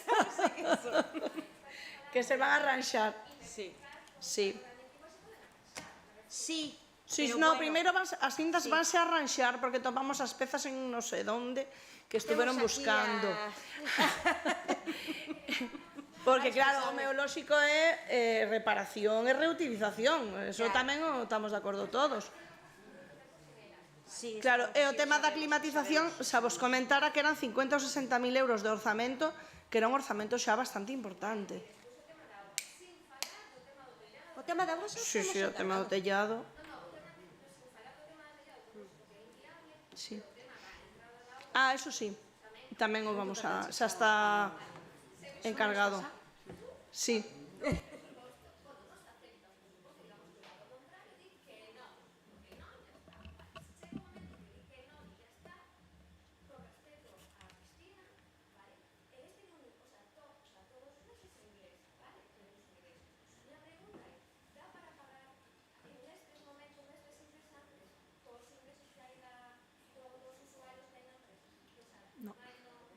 A empresa fai meses que estaba pedindo suba e non é suficiente. Perdón. Sí. Penso que estás falando no que se ingresa para a piscina ou que se gasta.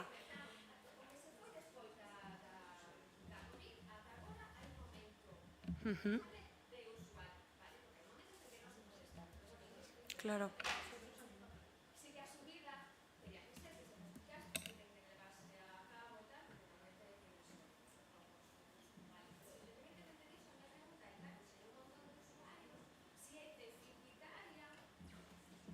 É algo técnico isto, ¿eh? Sí, pero... Espera. Sí. É unha resposta realmente moi técnica. É que, aínda que os ingresos sexa unha taxa que se paga, eses ingresos non van para o pago dese contrato. Claro, daría... Non, esa é... Non daría porque, vamos a ver... Vamos a ver, é que en este caso eu personalmente teño conversado en moitas ocasións coa empresa. A empresa está aguantando o servizo pois xa durante os últimos anos, xa facendo agora unha presión extrema de non podemos seguir con esta cantidade que nos está despagando. O Concello, e ademais que é unha situación irregular, o Concello ten que abordar si ou si facer unha licitación ou tomar un tipo de solución que sexa xa dunha vez de regularizar as cousas como teñen que ser. Entón, agora, no momento que nos regularicemos eso, o servizo sí que sería, digamos, esa cuantidade sí que sería deficitaria. Agora máis ou menos se vai mantendo a pero nun equilibrio moi delicado. Non sei canto tempo vai a seguir esperando a empresa polo Concello, francamente, vos lo digo.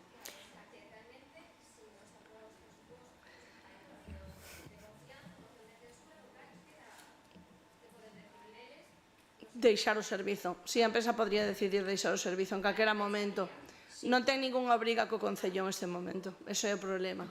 Pero gostaríame deixar claro que si a partida en este momento é de 300.000 euros máis ou menos, o que nos metemos máis ou menos, que realmente tampouco é o servizo que nos gustaría dar, a partida agora mesmo está nos 450.000 euros, que consideramos que con iso xa se podería dar un servizo bastante bo. Sí.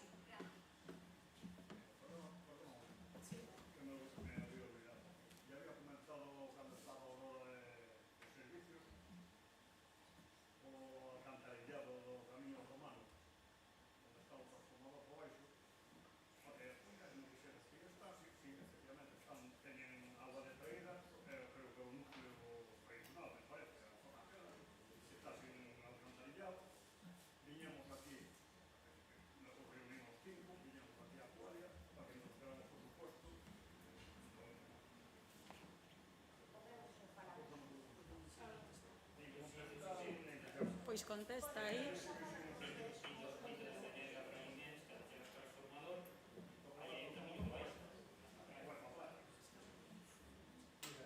Falabades antes de que pretende facer separativas pluviales de focais. Eu non sei se sabedes que a normativa, as pluviales canalizadas, non está autorizado vertelas directamente ao mar. Eso é unha realidad, parece que hai unha solución. As aguas que están canalizadas pluviales levan cantidad de contaminantes, de cantidad de elementos que son tóxicos, que están en superficie e que van a río. E poño como exemplo Vigo. Vigo ten separativa de pluviales e fecais, pero todo, despois vai a mesma depuradora. Non teñen depuradora de pluviais e de fecais. Quer dicir que a veces se pon como milagro, poñemos as pluviais separados, e que eso é un pouco mentira, eso. O que ten que ir as escorrentías naturales que van a riachuelos é unha cousa, e outra cousa son as pluviales canalizadas, que eso por lei ten que pasar por depuración. E a depuradora que ten Cangas, si ten que ir aí, non ten capacidade para depurar as aguas, como lle pasa a Vigo, a cantidad de lodos, areas que mete, é un proceso complexo. Eu conozco o tema de Vigo de primeira mano e sei como funciona. Entonces, que eso por lei tendría que ser así. Non é a solución. Pode ser un parche provisional, pero que non é solución para o problema de moito canal. En verdade, o tema do saneamento, tratamento de fluviais é un tema complexísimo. Mañán estará aquí Augas Limpas, teremos tempo para tratar estes temas en máis profundidade. Digo, aproveito para convidarvos a que veñades mañán. Require solucións técnicas custosas e moi complicadas. Teremos que ir abordando a problemática, que eu creo que é algo que nos preocupa moito a todas e a todos. Hai que ir abordando pouco a pouco e, sobre todo, realmente cos recursos que temos, ir distribuíndoos o mellor que se poida, porque verdadeiramente agora queda do plan de inversión aproximadamente 1 millón de euros. Eso non dá nin para facer unha depuradora nova, pero, bueno, sí que se poden abordar certos tramos, como, por exemplo, o Espírito Santo, que está en pésimas condicións, porque a tubería sí que en parte está colapsada, está filtrando os terreos, que esa sería moito máis grave, aínda que ti canalices as pluviais dunha maneira ou doutra, polo menos estarían unha canalización que está en uso ou que está técnicamente como debe de estar, e non esta canalización que temos agora mesmo que está colapsada. E é moi urxente poder amañala canto antes. Non sei se Antón quere engadir algo máis. Sí. Que a plataforma, que o que se refire, o que eu entendo que se refire, xustos a marcharon as rapazas, en realidade non é que fagamos maior inversión en infraestructura para separar pluviais de fecais, sino que recuperemos ou manteñamos eses regos polos que xa foron sempre toda a vida. Evidentemente non sabemos que nas zonas de moita polución, esa auga da chuvia, esa auga das nubes, en realidade cae contaminada ou con certa contaminación, e o mellor sería que fose a depuración. Eso é certo, sabemos que é así, pero vamos, que a plataforma en realidade incluso falaba e nos pensamos en chegado, só pasa que, insisto, estamos agora mesmo intentando facer un proxecto de arranxar o máis prioritario, pero a futuro, xa o temos falado, esa auga que se separaría tería que ir ao que eran as lagoas de toda a vida. Esas lagoas sí darían para filtrar, porque as plantas sí filtrarían esa auga, e logo esa auga sí que se reconduciría ao mar de forma limpa, sin necesidade de pasar por cuestións químicas e clorados e outro tipo de purificación na nosa depuradora.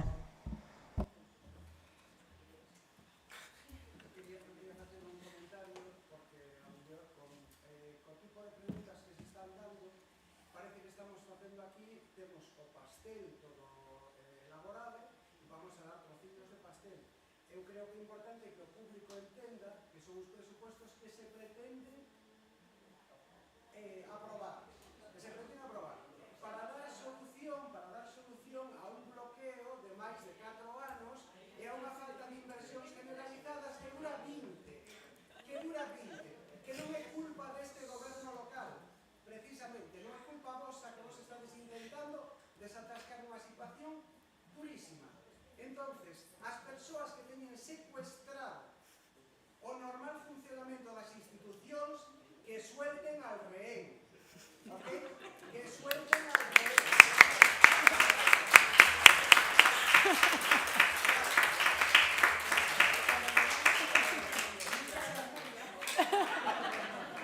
Y para terminar, aprobar ahora uns orzamentos de emergencia para poder seguir traballando en anos sucesivos na millora das condicións de todos os veciños.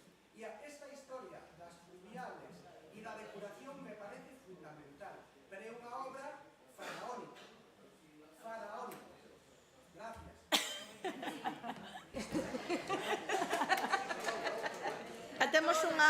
Temos varias preguntas. Sí. Por favor. Estades convidadas. A ver, os plenos... Os plenos son abertos e pode vir o público que así o queira. Eu o que... A ver, escuitademe un momentinho. Eu o que sempre pido é que o público teña respeto polas persoas cando interveñen, que manteñamos unha calma e unha orde. Ao final de todos os plenos sempre hai un turno de rogos e preguntas onde se escuita a todo o mundo. Bueno, vamos a manter a calma e vamos a expoñer cada un as súas razóns. Bueno, logo cada un que tome a súa decisión.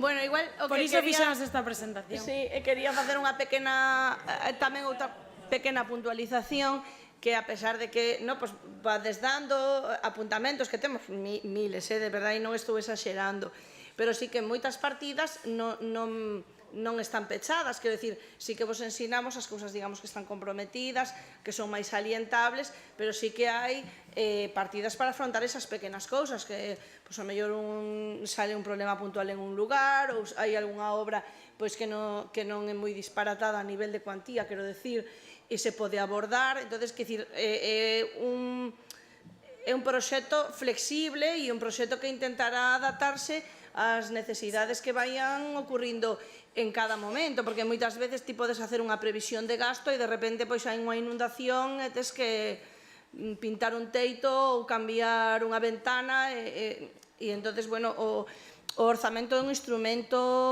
non sei se vivo é a expresión máis adecuada, pero dende logo debe de ser flexible e dinámico na medida do posible. Solo unha cousa, deixo que peche, ou se tedes máis preguntas, que peche a alcaldía. Eu quería agradecer persoalmente a todos e a todas que estades aquí, incluídos, porque lógicamente todos nos coñecemos, que estedes aquí vos, mostra, na miña opinión, parte da boa vontade e de que ao final sí que a esquerda penso que remataremos estando todos unidos e espero que todos estamos no mesmo barco remando, permitidemo símil, vivindo en Cangas, non sei facelo de outro xeito, polo noso pobo. Creo, ademais, que mostra moi boa vontade, polo tanto, son optimista, penso que este venres teremos moi boas noticias e que comezaremos a ver unha nova vida para Cangas. Vou dizer que peche a alcaldía. Grazas de verdade, de todo corazón, a todos e a todas que estades aquí.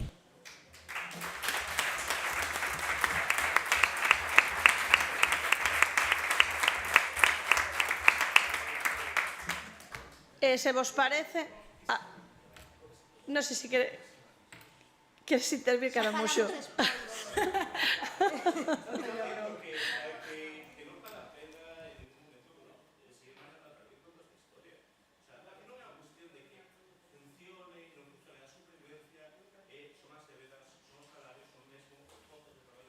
Salarios, moi importante.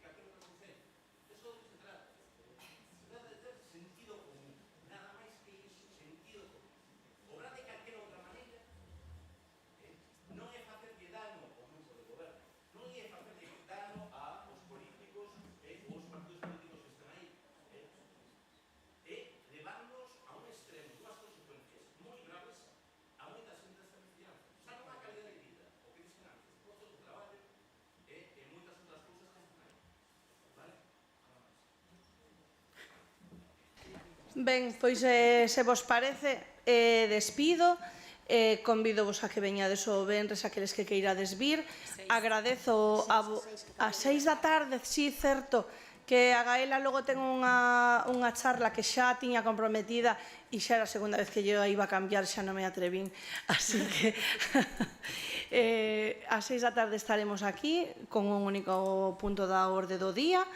Decirvos, agradecervos tamén, xa o fixen ao principio, o fixo Iria, unha vez máis a vosa presencia, decirvos que un pobo informado é un pobo libre, é maravilloso que mostrades interés polos asuntos que afectan ao Concello, porque son os asuntos que nos afectan a todos. Así que, nada, moitísimas grazas por vir e nos vemos o venres se vos apetece.